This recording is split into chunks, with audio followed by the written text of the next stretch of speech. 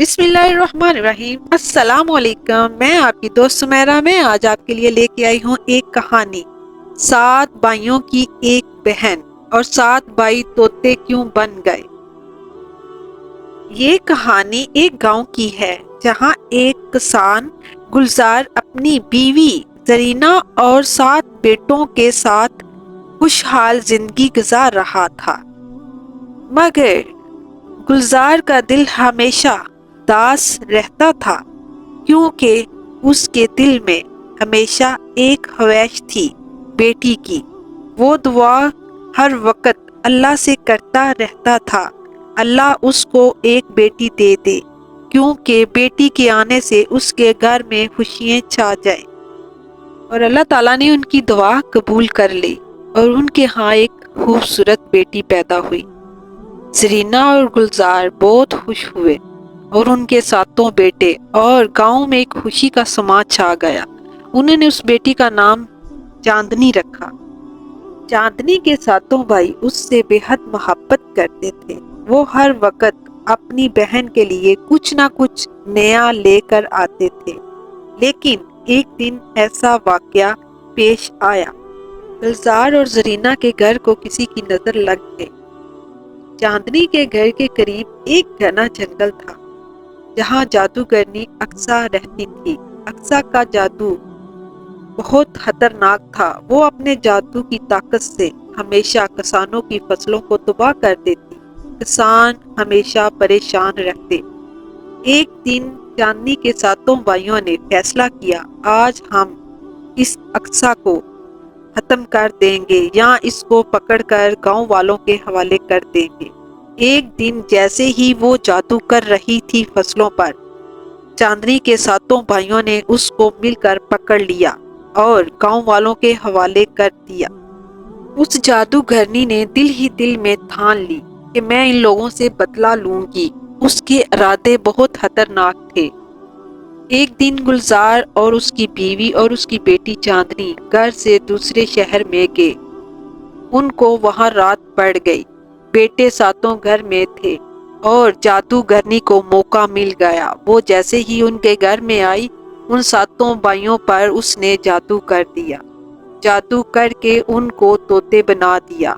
جیسے ہی وہ طوطے بن گئے، جادوگرنی وہاں سے چلی گئی اور اس کے والدین جیسے ہی گھر میں آئے، انہوں نے دیکھا کہ ان کے بیٹے 7 کے 7 طوطے بنے ہوئے ہیں، اور چاندنی نے جیسے ہی اپنے بھائیوں کو دیکھا اور بہت روئی اور بہت پریشان ہو گئی اور اپنی ماں سے کہتی ہے، ماں میرے بھائیوں کو یہ کیا ہو گیا، یہ ایسے کیوں بن گئے؟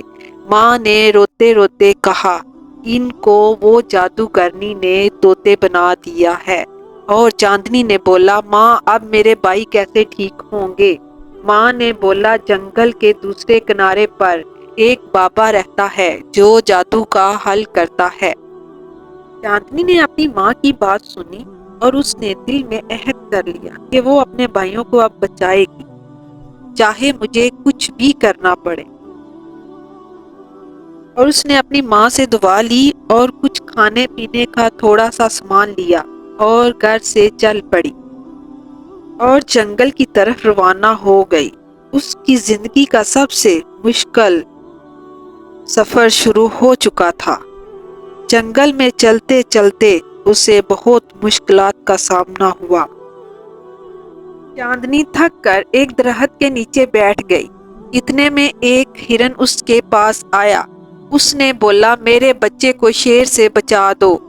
چاندنی نے بولا، ٹھیک ہے، میں تمہارے بچے کو بچا دیتی ہوں، پر تم نے مجھے بابا کے پاس جانے کا رستہ بتانا ہے۔ ہرن نے بولا، ٹھیک ہے، تم میرے بچے کو بچاؤ، میں تمہیں بابا کے پاس جانے کا رستہ بتاؤں گی۔ اتنے میں چاندنی نے اس کے بچے کو بچایا اور ہرن نے اس کو بابا کے پاس جانے کا رستہ بتا دیا۔ چاندنی چلتے چلتے بابا کے پاس پہنچ گئی۔ بابا نے اسے دیکھ کر کہا، تم اپنے بھائیوں کو واپس انسانوں کی شکل میں لے آؤ گی، مگر اس کے لیے تمہیں 3 کام کرنے پڑیں گے۔ بابا نے اس کے سامنے 3 آزمائشیں رکھی۔